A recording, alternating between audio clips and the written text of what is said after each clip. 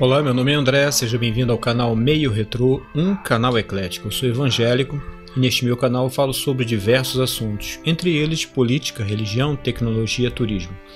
E o assunto do momento, na área política, é a Previdência Social. O governo Bolsonaro, o governo de direita, está para apresentar a sua proposta, para a reforma da Previdência Social. E é óbvio concluirmos, que a esquerda vai dizer não, não, não e não. Muitos, até mesmo entrando aqui nos meus comentários e nos comentários de outras pessoas que votaram em Jair Bolsonaro, eu votei em Jair Bolsonaro, tem alguns que ficam assim: você votou em Jair Bolsonaro? Como você pode? Como pôde, as pessoas pensarem em votar no Haddad? Como pôde as pessoas votarem em Lula? E eu votei no Lula 2 vezes, até que depois de 8 anos minha ficha caiu e eu vi que fomos roubados. Não somente pelo Lula, não somente pelo PT, não somente pelo Partido Comunista, porque eu já disse aqui, eu não sou de passar a mão. A diferença para mim é que a esquerda, infelizmente, pelo menos se um dia houve, eu não conheço, mas também não posso afirmar que não hajam pessoas da esquerda honestas. Não posso afirmar que não haja, mas o quadro geral mostra que há uma situação cada vez mais difícil. Então nós vamos ouvir agora, eu separei umas partes, o ministro da Economia, Paulo Guedes, ele vai falar um pouco sobre a questão da Previdência Social.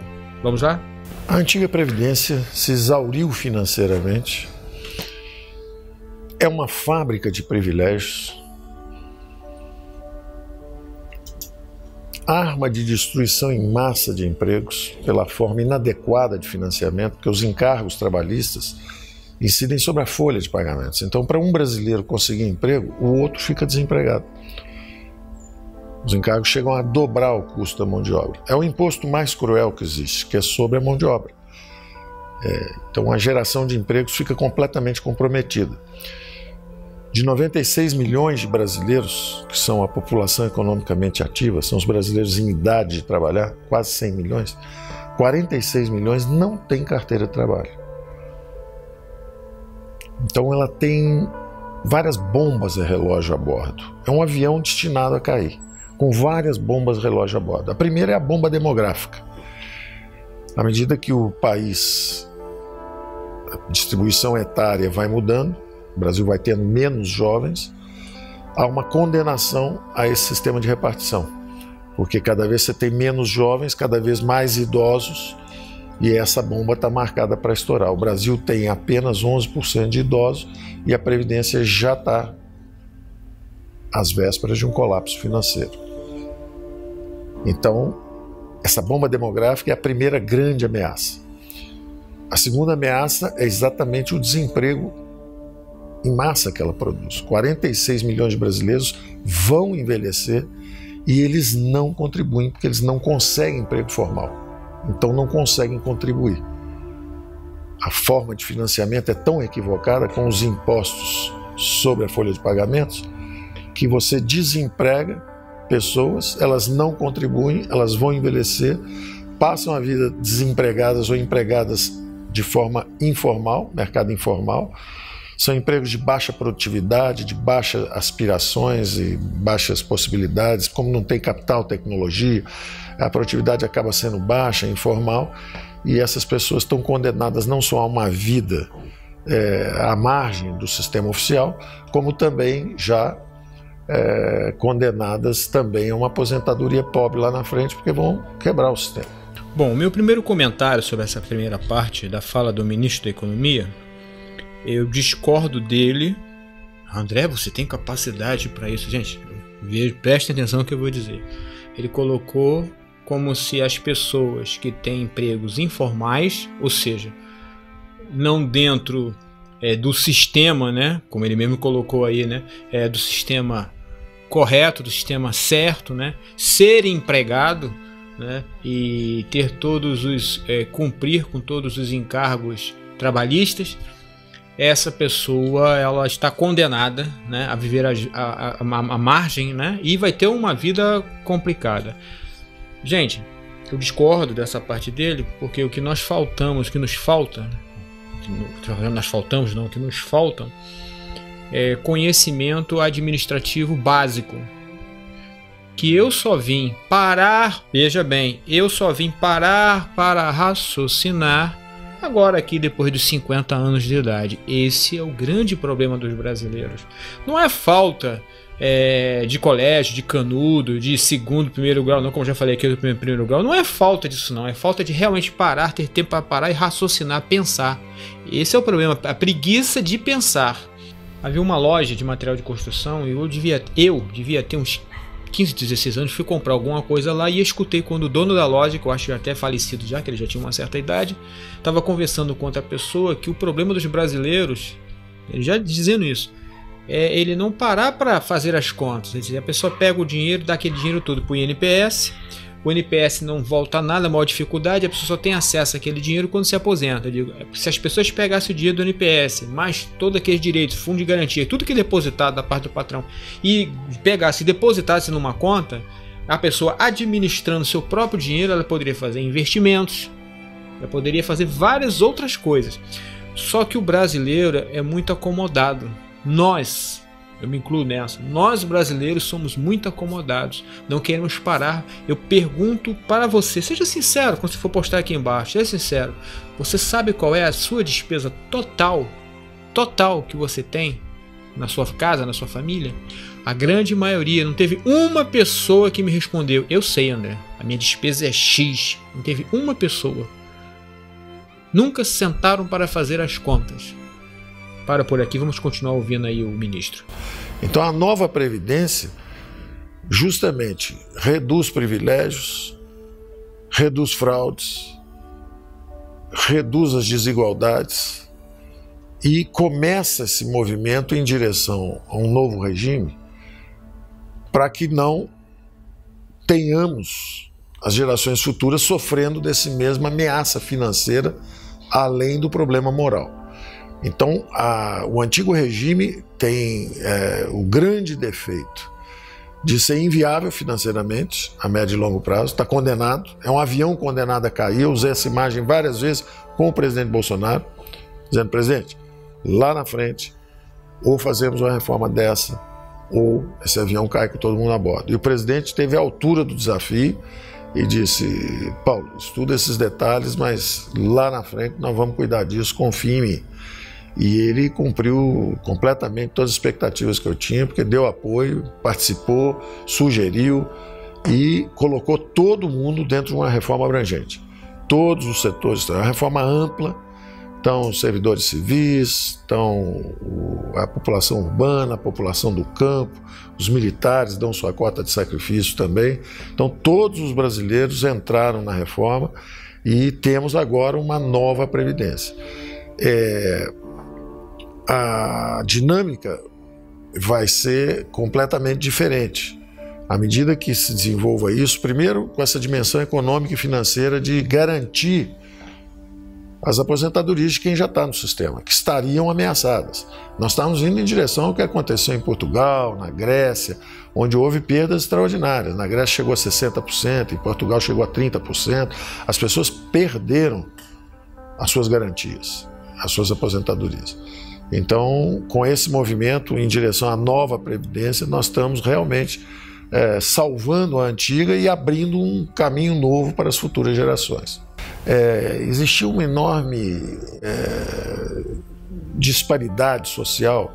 O governo, nessa dimensão previdenciária, era uma fábrica de desigualdades. O governo fabricou desigualdades, transferências perversas de renda. Na verdade, os mais pobres estavam pagando pelas previdências dos mais ricos, o que é um absurdo. Justamente os mais desfavorecidos eram quem estavam pagando a previdência dos mais ricos. Então, o primeiro movimento que nós estamos fazendo é exatamente pegar 75% dos brasileiros. Os 75% dos brasileiros têm salários que vão só até 2 salários mínimos. O brasileiro vai de 1 a 2 salários mínimos. Os empregados, os que conseguem, os trabalhadores brasileiros que conseguem emprego, eles vão de 1 a 2 salários mínimos, 75% deles. E esses 75% nós estamos reduzindo as contribuições. Então, quem pagava 9% vai pagar 8,5%, Quem pagava 8% vai pagar 7,5%. Então, o primeiro grande movimento é reduzir justamente os encargos para os mais desfavorecidos. Então, quem ganha menos está pagando ainda menos. E justamente quem ganha mais está pagando mais. Com isso, nós estamos conseguindo reduzir as desigualdades e remover os privilégios. Havia muitos privilégios, uma disparidade muito grande. 17% dos brasileiros, justamente os que estão melhor na escala de renda, ficavam com 41% dos benefícios. Então, não só essa disparidade persiste a vida toda, mas o governo ainda na hora da aposentadoria ainda continua fabricando essas desigualdades. Uma coisa é alguém que trabalha a vida inteira, está contribuindo para a Previdência e esse tem uma aposentadoria. Outra coisa é alguém que por uma deficiência física ou incapacitação cognitiva, qualquer problema, receba a assistência social. São duas coisas diferentes. Então elas são tratadas também diferentemente. De forma que pelo menos a sociedade tenha transparentemente o que ela está fazendo. Qual é a parte que é a Previdência e qual é a parte que é a assistência social. Nenhum dos direitos foi atingido, nenhum dos direitos, quer dizer, todos os direitos foram preservados.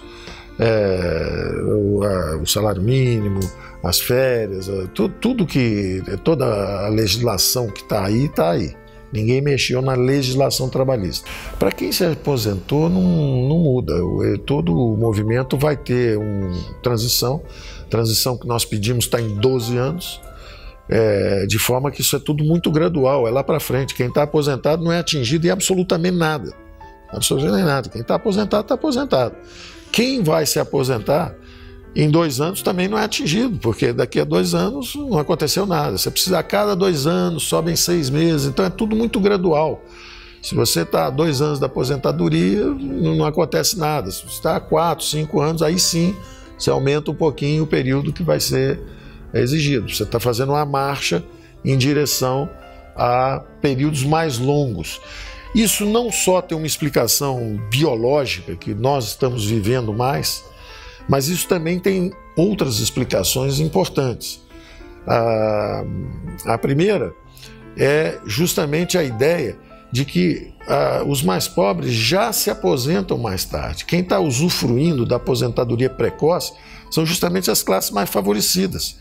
Elas conseguem contribuir seguidamente, 10, 15, 20 anos, acabam se aposentando antes.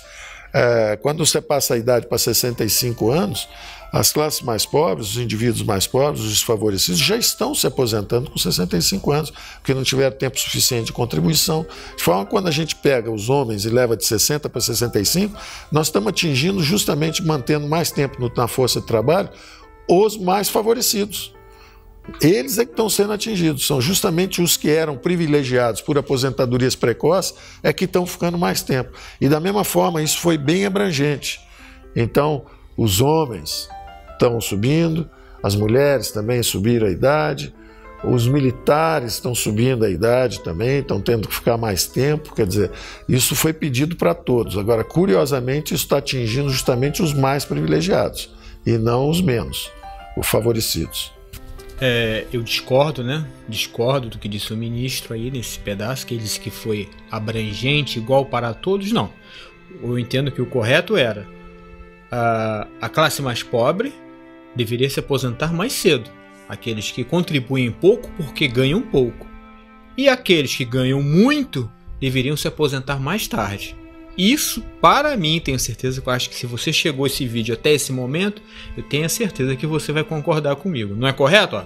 Se a pessoa está contribuindo, por exemplo, você sabe que o que você vai receber de aposentadoria é proporcional à sua contribuição. Se você contribuiu muito, vai receber mais do que aquele que contribuiu pouco. Correto? Lembrando que agora a aposentadoria, para ser integral, a pessoa tem, como ele disse, pagar no mínimo aí 40 anos, 40 ou 42 anos, certinho, para receber o mínimo integral. O mínimo integral, ok? E ora, ele está dizendo que foi 65 para todos, no caso dos homens, para todos, né? Quem ganha pouco e quem ganha muito.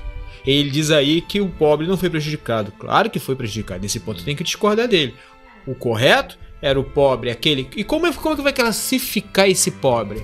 Gente, será que é difícil de você detectar que uma pessoa passou os seus 40 anos pagando apenas e vai se aposentar com um salário mínimo do que aquele que vai ganhar muitos salários mínimos? Não é assim, não é correto? Não. Quem passou a sua vida inteira, esse é uma pessoa que vai se aposentar porque está se vendo que por N motivos, não vamos entrar nos motivos, ele não pôde contribuir mais. Ele não pôde contribuir mais e ele vai ter uma vida mínima.